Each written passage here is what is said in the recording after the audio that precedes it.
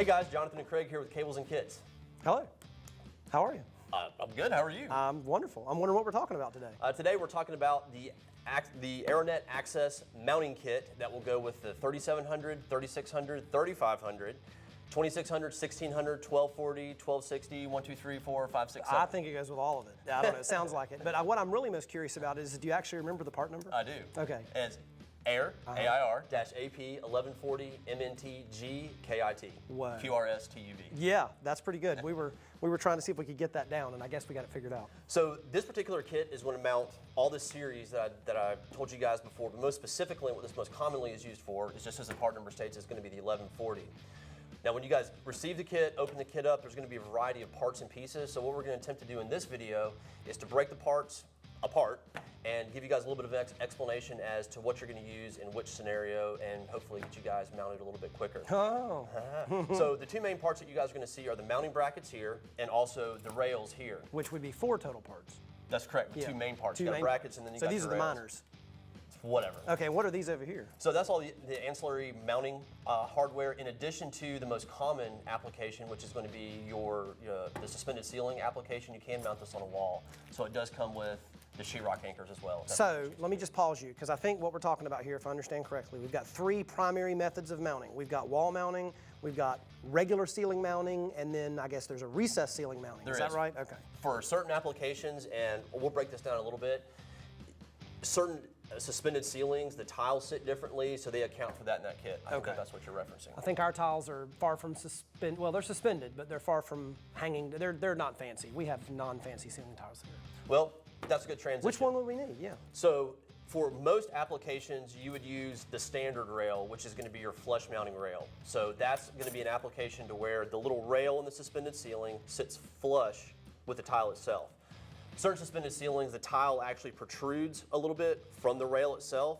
So that's where you would use the recess kit. And as you can see here, it gives you a little bit of space between the rail and where your access point is going to be, so you're not butting up against it. Versus this one is just kind of pretty much tight. Correct. Yeah, got it. So once you choose the correct rail, you choose the correct bracket. And now when we say correct rail, so that one, to be specific, I'm looking at the computer over here to get it right. So that one is the Air-AP-T-Rail-R. An R is for recessed. And this one's the -F. For flush. Okay. Correct. So after you choose the correct rail, then you would choose the correct bracket. Now the most common, 9 times out of 10, you're going to use the Air Bracket 1, which is going to be the most common default bracket. When you go to configure your kit new, from us, we're going to sell you one product, but if you were to go straight to Cisco, it's going to take you forever to get your product, and it's going to be 10 times more.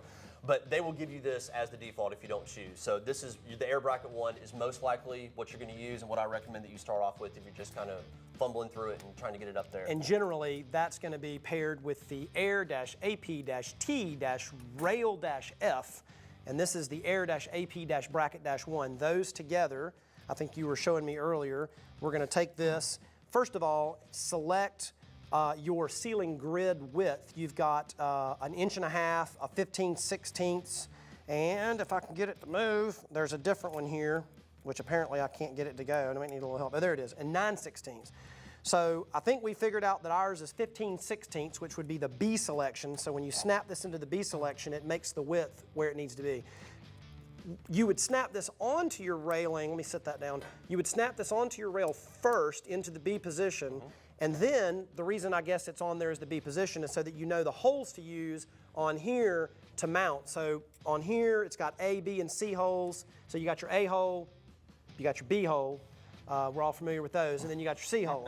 And so, yeah, well, I don't know what hole I am, but anyway, so you take this, once you've mounted it to your ceiling grid, you line up to the proper holes, in our case the B, and then you stick it up, you take your screws, you screw it to it, and then, I'm gonna remove this for, make it easy, and then I think you had this is hanging from your ceiling, and then now you're going to slide this on there, bada bing, bada boom, and now, you know, act as if that's there, you're hanging up there. So you're step good. 1, attach the rail to the ceiling grid clip.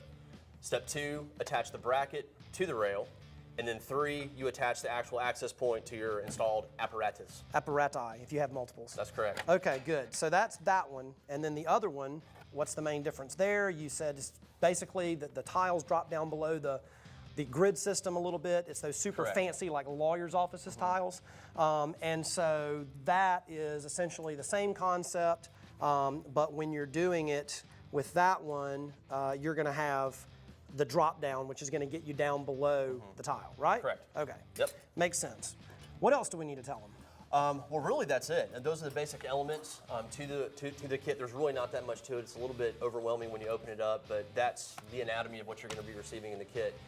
Like anything else, if you guys have any questions, concerns, comments, explicatives, or anything else, you guys can feel free to pick up the phone, shoot us an email. We've got our Rockstar team here that'll be more than happy to help you sort through any questions or concerns you have. Yes, indeed. And like all things, we stand behind it 100%, 100% satisfaction guarantee. If you don't like something for some reason, just return it.